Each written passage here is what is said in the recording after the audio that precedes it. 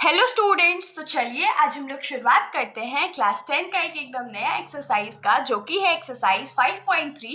और इसके अंदर हमारा पहला क्वेश्चन क्या है, तो find the sum of the following APs. इस क्वेश्चन में हम लोगों को जो एपीज गिवन है उसका सम फाइंड आउट करके बताना है। सम मतलब कि उस एपी के जब हर एक टर्म को हम लोग ऐड करेंगे तो उसका टोटल जो है वो कितना आएगा वो हम लोगों को फाइंड करके बताना है। तो देखिए, नॉर्मली तो अगर हम लोग ऐड करने बैठे तो बहुत ज्यादा टाइम लग जाएगा, बहुत ज्यादा टाइम टेकिंग हो जाएगा ना। इसीलिए किसी भी एपी का जो सम है उसको फाइंड आउट करने के लिए एक फॉर्मूला है जिसका हम लोग इसमें यूज करने वाले हैं। तो इसके अंदर हमारा पहला एपी जो गिवन है वो क्या है, तो 2, 7, 12 और ये कंटिन्यू हो रहा है 10 टर्म्स से, मतलब कि n का जो वैल्यू है वो 10 है। तो चलिए हम लोग शुरुआत करते हैं। तो यहाँ पर जो जो चीज हम लोग को गिवन है सबसे पहले हम लोग वो लिखेंगे। जैसे कि यहाँ पर a का वैल्यू जो है वो 2 हो जाएगा। यहाँ पर फर्स्ट टर्म तो a ही होगा ना, जो कि 2 है। फिर कॉमन डिफरेंस जो है वो second term minus first term है, जो कि 5 हो जाएगा। n का जो वैल्यू है वो 10 है और an का वैल्यू हम लोगों को जरूरत नहीं है, क्योंकि अभी जो हम लोग फॉर्मूला यूज करने वाले हैं उसमें an का जरूरत हम लोगों को नहीं पड़ेगा। अब हमारा जो सम का फॉर्मूला होता है सम n, ठीक है, सम n मतलब कि n हमारा नंबर ऑफ टर्म्स है और उसका जो हमारे फॉर्मूला होता है जो कि हम लोग अभी हर जगह यूज करने वाले हैं वो है हमारा n/2 into 2a plus n-1 into D. ये हमारा सम ऑफ n टर्म्स का फॉर्मूला है। लेकिन नंबर ऑफ टर्म्स हमारे पास इस क्वेश्चन में कितने हैं, 10 है। तो यहाँ क्या हो जाएगा, s10 इज इक्वल्स टू 10/2। जहाँ जहाँ n है उसके जगह 10 पुट करेंगे और जो वैल्यूज हम लोगों को पता है वो पुट करते चलेंगे। a का वैल्यू हम लोगों के पास क्या है, 2 है, प्लस n का वैल्यू यहाँ क्या है, तो 10-1 और d का वैल्यू क्या है, तो 5 है। तो 10/2 है तो इसको कट कर देते हैं तो ये 5 हो जाएगा, 5 और ब्रैकेट में 2 2 ज़ा 4 है, प्लस 10 में से 1 जाएगा तो 9 बचेगा, 9 इंटू 5 हो जाएगा। तो ये क्या हो जाएगा, 5 4 प्लस 9 5 ज़ा 45। तो ये क्या हो जाएगा, 5 इंटू 49। अब 49 से हम लोग 5 को मल्टीप्लाई कर लेते हैं तो 9 5 ज़ा 45 और बाकी हाथ में रहा 4, 4 5 ज़ा 20 और ये 24। तो जो हमारा सम ऑफ 10 टर्म्स है वो कितना है, तो 245 है। ये हमारा आंसर हो गया। अब हम लोग आ जाते हैं इस क्वेश्चन के सेकेंड पार्ट पे।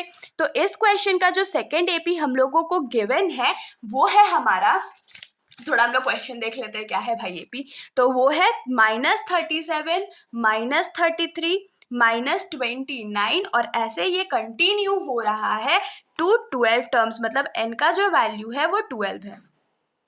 अब हम लोग क्या करते हैं, यहाँ पर जो वैल्यूज हम लोगों को नोन है वो लिख लेते हैं। जैसे कि a का वैल्यू जो है यहाँ -37 है, d का वैल्यू क्या हो जाएगा, second term minus first term.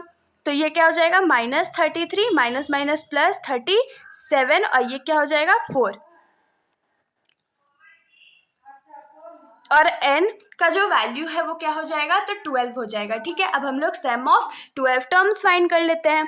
तो Sn का वैल्यू क्या है, n/12 और 2a plus n-1 into D.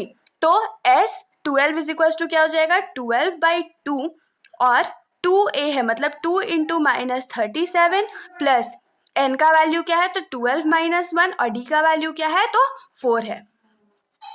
तो इसको सॉल्व करते हैं थोड़ा सा। तो 2 के टेबल में 12 6 टाइम्स में जाएगा और 6 इंटू माइनस है तो माइनस और 37 इंटू 2 क्या हो जाएगा, तो 37 इंटू 2, 7 4 जा 7 2 जा 14 और ये 7, तो ये 74 हो जाएगा, प्लस 12 में से 1 गया तो 11 बचेगा इंटू 4। तो यहाँ पर हमारे पास क्या बच गया, 6 इंटू -74 प्लस 11 इंटू 4 था ना, तो 11 4 से कितना होता है, 44 होता है। अब माइनस प्लस क्या होगा, तो माइनस होगा, तो 74 में से हम लोग 44 माइनस कर देते हैं तो ये 30 बचेगा। और क्योंकि 74 बना था इसीलिए माइनस का साइन लगेगा, तो ये -30 हो गया। अब 6 3 ज़ा 18 और 1 0 और माइनस, तो सम ऑफ जो यहाँ पर जो सम हो गया वो हमारा कितना आ गया, तो -180 आ गया। तो अब हम लोग आ जाते हैं अपने थर्ड एपी पर। थर्ड एपी में जो हमारा फर्स्ट टर्म है, मतलब ए का जो वैल्यू है वो क्या है, तो 0.6 है। डी का वैल्यू हम लोग फाइंड करेंगे जो कि होगा second term minus first term, और सेकेंड टर्म हमारा 1.7 था और फर्स्ट टर्म 0.6 था, जो कि हो जाएगा 1.1। और एन का जो वैल्यू है, मतलब जो नंबर ऑफ टर्म्स है वो कितने हैं, तो 100 है। और हमारा जो सम का फॉर्मूला होता है वो क्या होता है, तो Sn is equals to n/2 into 2a plus n minus 1 into D. तो वैल्यूज अब हम लोग पुट कर लेते हैं। तो यहाँ पर s 100 इज इक्वल्स टू क्या हो जाएगा, 100 divided by 2 into 2 into 0.6 plus n का वैल्यू हमारे पास 100 माइनस 1 और d का वैल्यू हमारा क्या है, तो 1.1। बहुत कॉम्प्लिकेटेड है ना, बहुत कैलकुलेशन करना पड़ेगा, लेकिन कोई बात नहीं, हम लोगों को अच्छा मार्क्स स्कोर करना है तो ऑफकोर्स इतना कैलकुलेशन करेंगे। तो ये क्या हो जाएगा, 50 इंटू, जब हम लोग 0.6 को 2 से इंटू करेंगे तो ये हो जाएगा 1.2 प्लस 100 में से 1 जाएगा तो 99 और इंटू 1.1। तो इज इक्वल्स टू क्या हो जाएगा, 50 इंटू 1.2 प्लस 1.1 से हम लोग 99 को मल्टीप्लाई कर लेते हैं। तो 9 1 जा 9, 9 1 जा 9, 9 1 जा 9 और फिर से 9 1 जा 9, तो 9 18 और यहाँ पर 10 हो गया। अब पॉइंट सिर्फ एक डिजिट के बाद था तो ये हो जाएगा 108.9। अब 108.9 है और 1.2 उसमें हम लोगों को ऐड भी करना है, तो 1.2 ऐड कर देते हैं। तो ये 11 हो जाएगा, यहाँ पर 10 हो जाएगा, यहाँ पर 1 हो जाएगा और यहाँ पर 1 हो जाएगा। तो ये क्या हो जाएगा, 50 इंटू 110.1। अब देखिए जब हम लोग 50 को 110.1 से मल्टीप्लाई करेंगे उसमें बहुत टाइम वेस्टेज होगा ना, तो मैं आप लोगों को एक बहुत सिंपल सा ट्रिक बताती हूँ इसको सॉल्व करने के लिए। जैसे 50 को हम लोग क्या लिख सकते हैं, 5 इंटू 10 लिख सकते हैं, इंटू 110.1 है। और हम लोग जानते हैं कि जब से इस पॉइंट के बाद सिर्फ सिंगल डिजिट है, उसको 10 से मल्टीप्लाई करेंगे तो पॉइंट हट जाएगा। तो यहाँ पर क्या हो जाएगा, 5 इंटू 1101 हो जाएगा। अब इसको मल्टीप्लाई करेंगे तो क्या आ जाएगा, 5505 और ये हमारा S100 का वैल्यू है। तो यही तो हम लोगों को फाइंड करना था। अब हम लोग आ जाते हैं इस क्वेश्चन के फोर्थ एपी पर। तो यहाँ पर अब हम लोग का जो फोर्थ एपी है उसमें हमारे टर्म्स क्या क्या है, तो 1/15 है, 1/12 है, 1/10 है और ऐसे करके ये 11 टर्म्स तक कंटिन्यू हो रहा है। तो अब हम लोग इसको सॉल्व करेंगे। तो यहाँ पर ए का वैल्यू हमारा क्या है, 1/15 है। डी का वैल्यू क्या हम लोग निकालेंगे, तो second term minus first term. अब ये 1/12 माइनस 1/15 है तो हम लोगों को एलसीएम लेके सॉल्व करना पड़ेगा। तो हम लोग एलसीएम फटाक से निकाल लेता है। होप सो आप लोगों को एलसीएम निकालने आता होगा। तो ये 3 के टेबल में 4 बार में और 5 बार में, इससे ज़्यादा तो ये डिवाइड होने वाला नहीं है। तो 3 4 जा 12 होता है और 12 5 जा 60 होता है। तो हमारा जो एलसीएम है वो 60 आ जाएगा। अब 12 के टेबल में 60 कितने टाइम्स में आता है, तो 5 टाइम्स में आता है। तो 5 1 जा 5 हो गया ऊपर, माइनस 15 के टेबल में 60 4 टाइम्स में आता है। तो 1 4 जा 4 हो गया। तो 5 माइनस 4 कितना होता है, 1/60। तो जो डी का वैल्यू है हमारा 1/60 आ गया। और एन का वैल्यू हम लोगों को कितना दिया हुआ है, तो 11 दिया हुआ है। अब हम लोग क्या करते हैं, तो हम लोग इसको सम के फॉर्मूले में पुट कर लेते हैं। तो सम का फॉर्मूला क्या होता है, Sn is equals to n/2 into 2a plus n minus 1 into D. अब हम लोग वैल्यूज पुट कर लेते हैं। तो S11 इज इक्वल्स टू क्या हो जाएगा, 11/2, 2 इंटू ए का वैल्यू क्या है 1/15 प्लस एन का वैल्यू हमारे पास क्या था 11 माइनस 1 और डी का वैल्यू हमारा क्या था, तो 1/60। तो 11/2 को तो हम लोग डिवाइड नहीं कर सकते, इसीलिए अभी हम लोग इसको ऐसे ही रहने देते। यहाँ क्या हो जाएगा 2/15 प्लस 11 में से 1 जाएगा तो 10 बचेगा इंटू 1/60 है, ये 0 और ये 0 कट गया।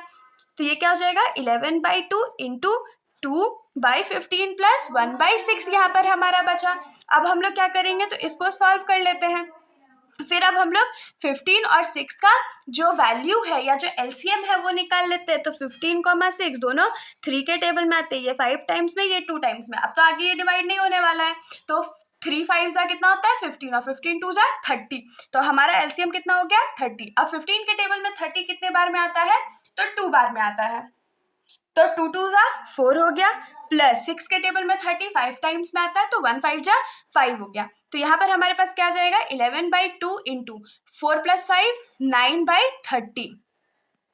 तो कुछ वैल्यूज कट रहे हैं, कुछ भी नहीं कट रहा है। तो आंसर हमारा क्या हो जाएगा 11 इंटू 9 दैट इज 99 ये 60 हो गया। अब 99 और 60 किसके टेबल में आते हैं, तो 3 के टेबल में आते हैं ना। आता है कि नहीं आता है? ऑफकोर्स आता है। तो 3 के टेबल में ये 33 टाइम्स में जाएगा और 20 टाइम्स में जाएगा। तो हमारा जो सम ऑफ 11 टर्म्स है S11 इज इक्वल्स टू कितना आ गया? तो 33/20। तो इसके साथ हमारा ये जो सॉल्यूशन है यहाँ पर खत्म हो जाता है। अगर आप लोगों को कोई भी डाउट हो तो आप लोग बेशक कमेंट सेक्शन में पूछ सकते हो, वरना अगर आप लोगों को वीडियो अच्छी लगी तो वीडियो को लाइक कर दीजिएगा और मेरे चैनल को बिना सब्सक्राइब किए कहीं मत जाइएगा। Thank you.